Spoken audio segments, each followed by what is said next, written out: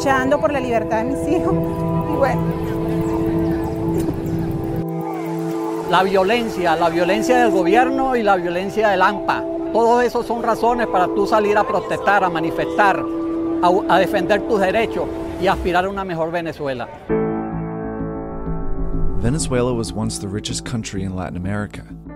It has the largest known oil reserves in the world, and its democratic government was once praised worldwide. But today, Venezuela's democratic institutions and its economy are in shambles. The country has the highest inflation rate in the world, making food and medicine inaccessible to most Venezuelans.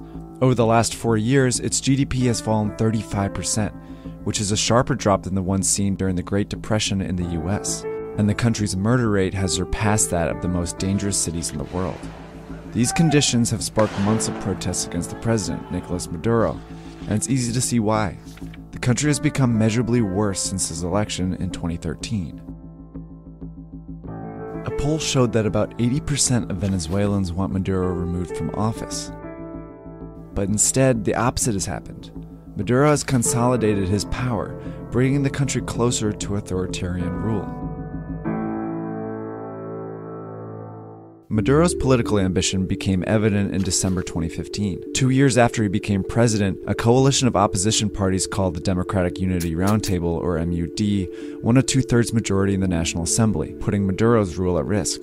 In response, Maduro quickly forced out several Supreme Court justices and filled the positions with cronies loyal to him. In March 2016, the court ruled to strip the opposition-led National Assembly of its powers, a move that sparked massive protests across the country. The ruling was reversed a few days later, but the damage was done. Protests continued to grow and have left about 100 dead and thousands injured so far.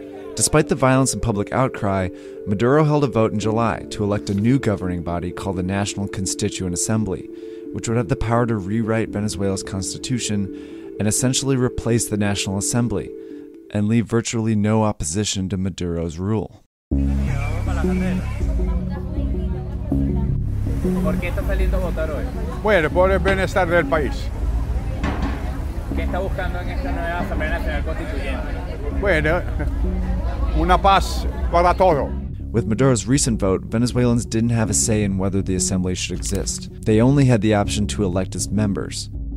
But when Maduro's predecessor, Hugo Chavez, proposed a constitutional rewrite in 1999, he first called for a referendum to propose the election of the assembly. After most Venezuelans voted yes, they then elected a new National Constituent Assembly. See, unlike Maduro, Chavez was a charismatic and beloved leader. In the 90s, he burst onto television sets across the country. He blamed government corruption and Venezuela's elite for the economic inequality. His populist message resonated with the country's poor, who eventually helped bring him to power. The key moment in his presidency came in 2004, when oil prices surged. Venezuela's petroleum-dependent economy started booming, and Chavez went on to spend billions from the profits on social welfare programs for the poor. He subsidized food, improved the educational system, built an enviable healthcare system, and reduced poverty by more than half. These programs certainly helped the poor, but they served a purpose for Chavez as well. In order to be re-elected, he needed to keep these millions of poor Venezuelans happy, so he rigged the economy to do just that. He didn't scale back Venezuela's dependence on oil, and his unrestrained spending led to a growing deficit, which meant all of these programs would be impossible to sustain if oil prices fell. After Chavez's death, when Maduro took office as his handpicked successor, that's exactly what happened. Oil prices plummeted in 2014, and Maduro failed to adjust. Hyperinflation has made medicines and food that were once subsidized unaffordable for Venezuelans poor, who now make up about 82% of the population. Like Chavez, Maduro has also rigged the economy to keep himself in power, but this time it's not benefiting the poor. He's exploited a complex currency system put in place by Chavez. Maduro set the official exchange rate at 10 bolivars per US dollar, but only his friends and allies have access to this rate. In reality, the Venezuelan currency has become basically worthless. Most Venezuelans get their dollars on the black market, where the rate is about 12,000 bolivar per dollar. The military, which got complete control of the food supply from Maduro in 2016, is reportedly profiting off this currency crisis. They import food at Maduro's special currency rate and sell it on the black market for a massive profit. So for military generals and political allies of Maduro, the crisis has offered a lucrative opportunity which has helped Maduro stay in power. But he can't rely on that support alone. Which brings us back to Maduro's recent power grab. The opposition boycotted the vote, but Maduro held the vote for a new constitutional assembly anyway, and won a majority.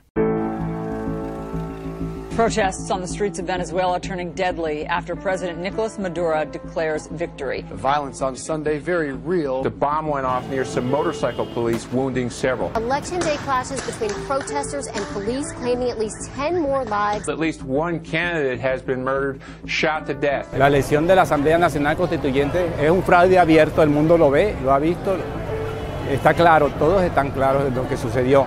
Ahora, lo que hay que seguir es seguir buscando la libertad, porque nosotros vivimos en libertad y sabemos lo que es eso. Para allá vamos a ir. Lo que sucedió ayer fue el más grande fraude que se haya cometido en cualquier elección nacional. Era un fraude cantado, ya se sabía que iba a ser una elección con poca asistencia, pero con una gran participación forjada por el gobierno. Maduro's government is trying to create the illusion of public support. The government claimed about 8 million people, or 40% of the country, voted, but experts put that number much lower, at just 3 million people. The international community, including Peru, Canada, Spain, Mexico, and Argentina, condemned the election. The US imposed financial sanctions on Maduro and members of his government. But Maduro's assembly, filled with loyalists, convened anyway, and it swiftly removed Attorney General Luis Ortega, leader of the opposition. Armed groups reportedly arrested several other opposition leaders too. Whether the group will rewrite the constitution or postpone the next presidential election remains to be seen. For now, Maduro has unprecedented power over a country that continues to spiral out of control. Esto está cada día peor, mi querido. Si este hombre no se va, aquí Venezuela, bueno, ya. Una guerra. Una guerra aquí. Aquí lo que hay es guerra, una guerra.